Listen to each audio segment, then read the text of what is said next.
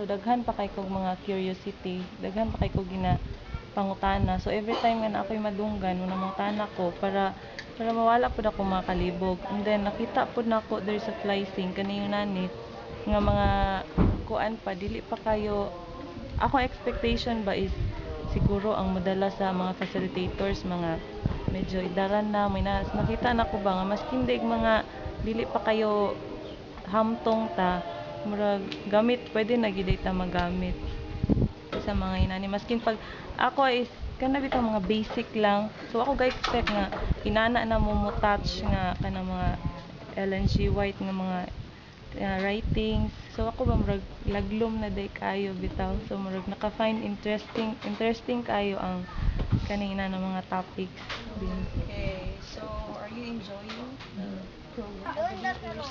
So thankful po ko nga nakaanhi ko dere, nakakuan pud ko ba sa mga lecture bitaw na nahibalaan ninyo nga naka-share pud mo namo. So sa ako ang kuan murag medyo kulang pa jud. Kulangan pa gyud. Kulangan pa jud. Kulang jud siya.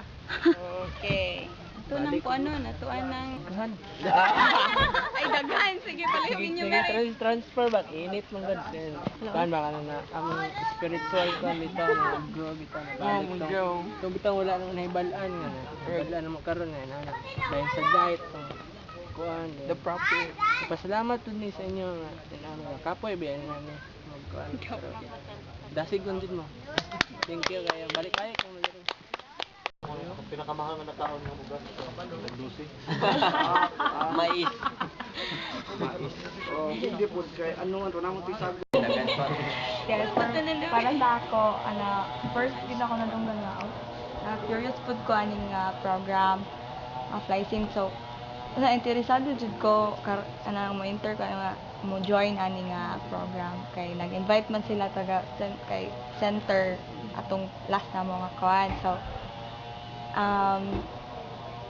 kagabi sa inyong pag-start na nakuha na sa akong mind nga kuan din siya interesting kay kuan bitaw sa imo makahatag og good leadership or maka-apply pud sa imong kaugalingon din mahatag nimo ma-share pud nimo sa uban nga mga members like sa members sa church and mga youth pod maka-share pud ko sa ila sa usa ko nahibalaan diri din na-enjoy pud ko daghan kong nahibalaan jud everything daghan jud.